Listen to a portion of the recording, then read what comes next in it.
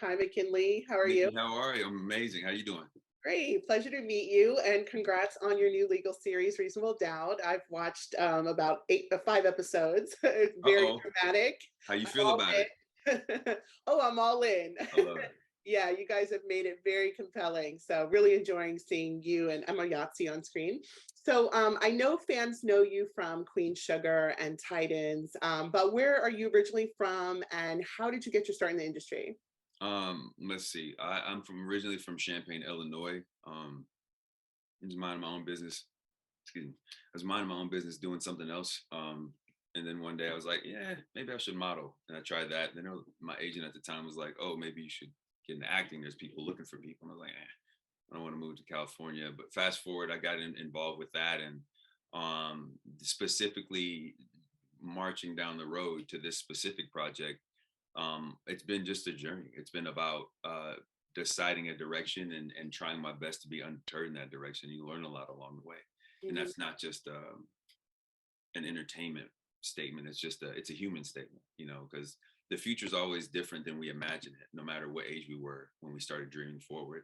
So the ability to be flexible about what is actually presented and making that to your benefit. I think the book was As You Think by James Allen. To paraphrase, he said something along the lines that you can't control the world around you, but you can decide how it affects you. And that's my general approach. Nice. I'm not sure if you just mentioned it, but you did have a background in finance, right? And you pivoted from that? Yeah, I'm sorry, what was that last part? Oh, you pivoted into acting from Oh finance. yeah, so I have a bachelor's degree in finance and I also have an MBA in marketing and information technology. So like my other thing is I'm heavily involved in the tech space. I've been working with tech startups probably for about 7 years. I helped a company open an office in Africa about a year and a half ago, which was great. And now I'm just trying to use the same information and the same things that I learned working at a large corporation like that and figuring out how to empower underserved communities with the same resources because I think technology is the sincere opportunity to at least move towards balance, um, even financially, because half of the world doesn't even have a bank account. So some of these small things can be accomplished, which on paper doesn't look like a big thing, but for a child handling a tablet for the first time, that's different. Mhm. Very nice. So love to hear all of that. So tell us about your role as Lewis.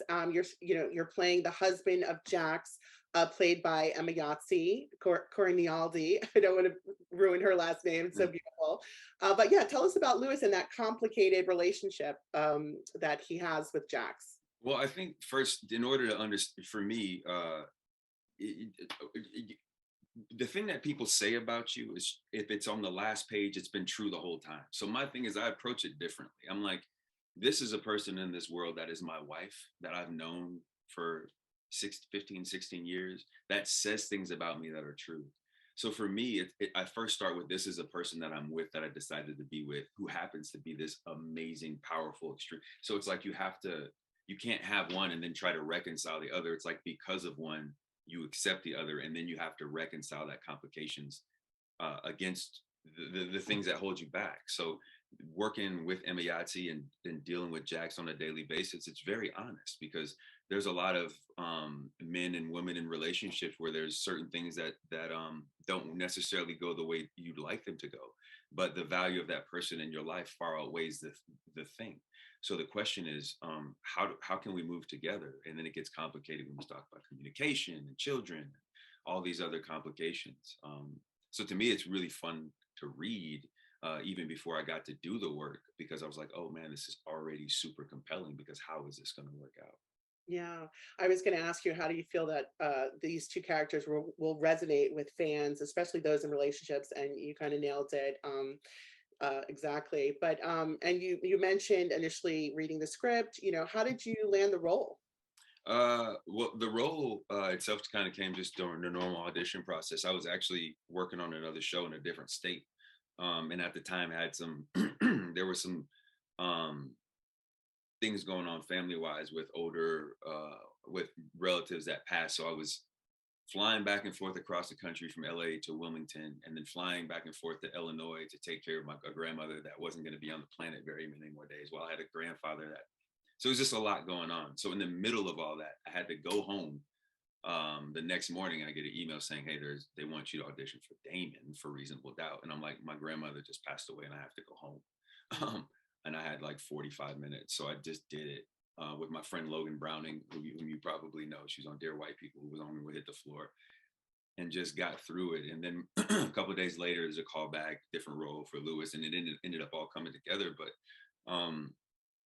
you know, when it comes down to it, it just talks about the thing that people connect to. The same people that the reason why you nod when you say about losing relatives and stuff like this, it's a human experience. It doesn't matter where you are on the timeline of your journey. You've experienced something like this, or you're on your way to it. And I think for me, what it is approaching this world from the same way that I approach a human, what you would hope approach life, which is open and honest. Yeah. And hopefully people connect with that.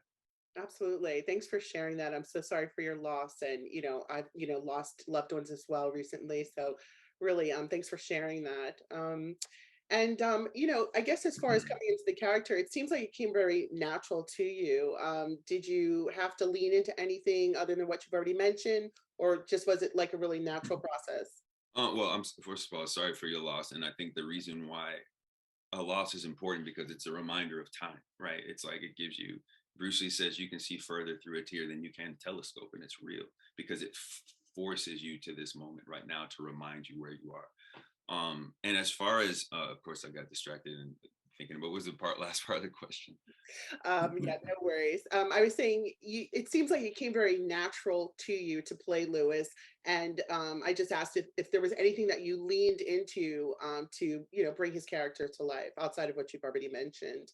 Well, yeah, it's interesting. Talking to Michael Ealy just about the world and our different points of view within it as we move along. There's a common thing where we talk about time. And I think with me and just the subjects of the things we talk about, both in a personal perspective and artistic perspective, when you lose things that you can't get back, including time and people, it makes you approach the minutes and the whatever's in front of you a little bit more carefully. So for me, you know, there's these moments and scenes don't happen because this stuff happens every day. They're extraordinary circumstances. So for me, it's about making sure that the humanity within these circumstances is just through line. Because at any given point, I want someone to be like, I would struggle with that choice too, or I would make that choice even if I know it was the right one or the wrong one, or I don't know. But the point is, it's a conversation because in that moment, none of us do either. We just make choices and hope it's the right one. You know what I mean? And when at the times it doesn't work out, we don't really tell anybody. But a world like this, there's nowhere to hide, which is really, really fun to watch. Yeah. And so Kerry Washington was executive producing on this. What were some of the highlights of working with her? Well, Kerry Washington, first of all, Kerry is one of the most giving, collaborative people, and I can say that. Yeah, I think about when I auditioned for this, the pandemic was still going on, so there weren't even in room auditions. Like I said, I was on Zoom in another state in a trailer on a beach off the hotspot from my cell phone during a producer call. Like I was praying that nothing went wrong. But even in that moment, Carrie was super giving. Like, McKinley, thank you for your time. Take your time. Even with her notes, when I did the in-person read with Emayatzy, it's just very, very empowering the freedom that Carrie instills and inspires us to kind of lead with in what we approach the material with, because that's really what the job is to declutter everything and make the words in the world in front of you the most important thing from when you clock in to when you clock out. And that seems like common sense, but it's not necessarily the case. So to have that was pretty special. Nice.